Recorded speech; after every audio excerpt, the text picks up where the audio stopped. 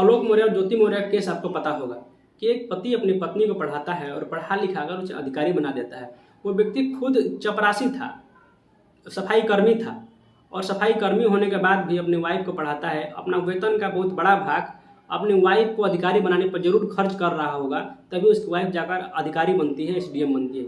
लेकिन बदला में उसे पत्नी का बेवफाई मिलता है और उस पर दहेज उत्पीड़न का केस लगता है। लेकिन कई सारी महिलाओं का ये कहना है कि पुरुषवादी सोच के तहत ज्योति मौर्य को फंसाया जा रहा है। लेकिन हम पूछना चाहते हैं उन सभी महिलाओं से कि जब आलोक मौर्य अपनी वाइफ को पढ़ा रहे थे, पढ़ा लिखा कर अपना वेतन का बहुत बड़ा भाग अपनी वाइफ पर जब खर्च कर रहे थे, तो क्या ये पुरुषवादी सोच का हिस्सा था? अगर आलोक मौर्य पुरुषवादी सोच का हिस्सा रहे होते तो क्या अपनी वाइफ को पढ़ाते? पढ़ाने लिखाने के लिए अपना वेतन का बहुत बड़ा भाग खर्च करते अपनी वाइफ पर? जरूर नहीं खर्च करते। लेकिन ये कह देना आसान है महिलाओं के लिए, पुरुषवादी सोच का हिस्सा है इसलिए ऐसा कर रहे हैं। कई लोग ये करेंगे इस घटना में ऐसा क्या है कि बार बार इस पर बात किया जा रहा है, क्योंकि इंसान का फितरत ही है धोखा देना। ज्योति मौर्य ने अपने पति को धोखा दे दिया तो ऐसा क्या कर दिया? क्योंकि धोखा देना तो इंसान का फितरत बन चुका है। पति पत्नी को धोखा देता है और पत्नी पति को धोखा देती है। ऐसा हजारों केस पड़ा हुआ है, आए दिन ऐसा घटना हो रहा है। तो ज्योति मौर्य के केस में ऐसा क्या है कि इस पर बात किया जा रहा है? तो ऐसा क्या है हम आपको बताते हैं। देखिए, बात यह है कि एक पति अपनी पत्नी को पढ़ाता है और पढ़ा लिखा कर उसे अधिकारी बना देता है। जब हम ये बात कर रहे हैं कि एक पति अपनी पत्नी को पढ़ाता है और पढ़ा लिखा कर उसे अधिकारी बना देता है, तो आप इस बात पर गौर करिए कि क्या एक पत्नी अपने पति को कभी पढ़ाई है और पढ़ा लिखा कर उसे अधिकारी बनाई है, या फिर नॉर्मल नौकरी करवाई है उससे? ऐसा कभी नहीं हुआ होगा, क्योंकि ये काम जो है एक पुरुष ही कर सकता है। एक पुरुष अपनी असफल, अपनी अनपढ़ वाइफ को पढ़ा लिखा कर उसे कामयाब बना देता है।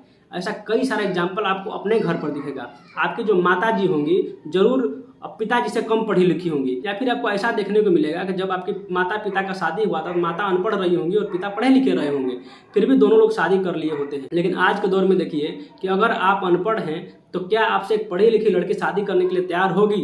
नहीं होगी। लेकिन वहीं इसके विपरीत देखिए कि एक लड़की अनपढ़ है तो क्या आप उससे शादी नहीं कर लेते हैं?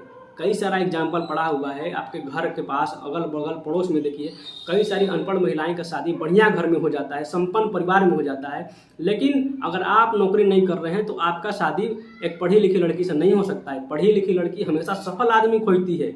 आप इस फर्क को समझिए। एक पढ़ी लिखी लड़की होगी तो हमेशा सफल आदमी को खोजेगी, और हम जो हैं, हम लड़का जो हैं, हम पुरुष जो हैं, हम असफल औरत को भी सफल बनाने का हम लोग काम करते हैं।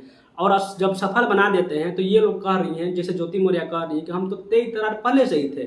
ऐसा थोड़ी है कि आलोक मौर्य हमको बुद्धि बढ़ा दिए हैं या फिर हमको ये कर दिए, दिमाग हमको ज़्यादा दे दिए हैं, ऐसा कुछ है नहीं। तो वो कह रही है कि आलोक मौर्य का योगदान क्या है? कुछ योगदान नहीं है, हम पहले से टैलेंटेड थे इसलिए हम एसडीएम बन गए हैं। तो ऐसा काम हम लोग करते हैं कि हम लोग पढ़ा लिखा कर अधिकारी बना देते हैं, नौकरी लगा देते हैं, और ऐसा एग्जाम्पल हर जगह आपको दिखेगा। तो ये पुरुषवादी सोच नहीं है, ये पुरुष का सपोर्ट है कि आपको आगे बढ़ाने में मदद कर रहा है। और आप पुरुषों पर इल्जाम लगा रही हैं कि पुरुषवादी सोच के तहत आपको पीछे खींचने का, पैर पीछे खींचने का काम किया जा रहा है। आप जरा सोचिए कि जब आपको शादी करना होता है और शादी करने के लिए लड़की ढूंढने जाते हैं तो डिमांड क्या होता है? लड़की के जो बाप होते हैं, लड़के के जो पिता होते हैं, वो डिमांड क्या करते हैं? लड़का क्या करता है? ये बात अपने बेटी से नहीं पूछते हैं कि बेटी तुम क्या करती हो, क्या तुम नौकरी करती हो? उनकी बेटी नौकरी नहीं करती है। लेकिन आपसे पूछा जाएगा कि आप क्या करते हैं। खैर चलिए, आप मान लीजिए नौकरी करते हैं तो कमाते कितना है? 20,000 कमाते हैं या 60,000 कमाते हैं? आपका जो है इनकम देखा जाएगा कि इनकम कितना करते हैं। और कहा जाता है कि दहेज लेना पाप है। हम मानते हैं कि दहेज लेना पाप है, दहेज नहीं लेना चाहिए, किसी को नहीं लेना चाहिए। लेकिन दहेज लेना पाप है तो पुरुष का वेतन देकर शादी करना क्या ये पाप नहीं है? ये सिर्फ पुरुष ही कर सकता है कि पुरुष एक अनपढ़ लड़की से शादी कर सकता है या फिर असफल लड़की से शादी कर सकता है। लेकिन जब महिलाएं पढ़ लिख कर नौकरी कर लेंगी, एक असफल पुरुष से शादी कभी नहीं करेंगी। ये बात को नोट करके रख लीजिए हम क्या कह रहे हैं। और ये कहते हैं कि जो भेदभाव है वो हम बढ़ा रहे हैं। भेदभाव जो है पुरुष बढ़ा रहा है, लड़का बढ़ा रहा है? बिल्कुल नहीं बढ़ा रहा है, ये आप बढ़ा रही हैं। लड़का का कीमत आप लगा रही हैं कि तुम नौकरी करता है, तुम्हारा वेतन ज़्यादा है, तुमको हम ज़्यादा वैल्यू देंगे। तो ज़्यादा वैल्यू वाला ज़्यादा कितना कीमत लगा ले रहा है। हम मानते हैं बात कि दहेज लेना पाप है, लेकिन ये भी मानते हैं कि लड़का का वेतन देखकर शादी करना ये भी पाप है। क्योंकि अगर जब आप असफल हैं तो आप भी असफल लड़का से शादी करिए, आप बेरोजगार हैं तो बेरोजगार लड़का से शादी करिए, आप अनपढ़ हैं तो अनपढ़ लड़का से शादी करिए। लेकिन आपको ये चाहिए कि आप कम पढ़ी लिखी होने के बाद भी पढ़े लिखे लड़का से शादी कर लेती हैं, और जब आप पढ़ी लिखी रहती हैं तो अनपढ़ लड़का से शादी करने के बाद आप सोच भी नहीं सकती हैं। तो कितना बड़ा ये डिस्क्रिमिनेशन है, आप इसको समझ सकते हैं। पुरुषवादी सोच नहीं है, महिलावादी सोच इसको हम कह सकते हैं कि ये स्त्रीवादी सोच है।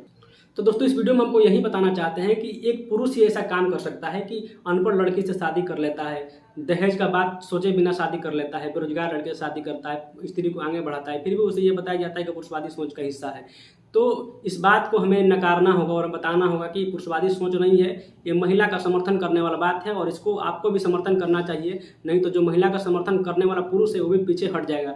ऐसा इसलिए आप देखने को मिल रहा होगा कि जो अपने पत्नी को पढ़ाने के लिए प्रयागराज में भेजे थे सभी 136 पत्नियों को वापस बुला लिया गया है। तो ऐसा घटना आपको देखने को मिलेगा। बाकी इस वीडियो में दोस्तों इतना ही। बाकी आपको अच्छा लगा हो तो लाइक करिए, कमेंट करिए, शेयर करिए। धन्यवाद।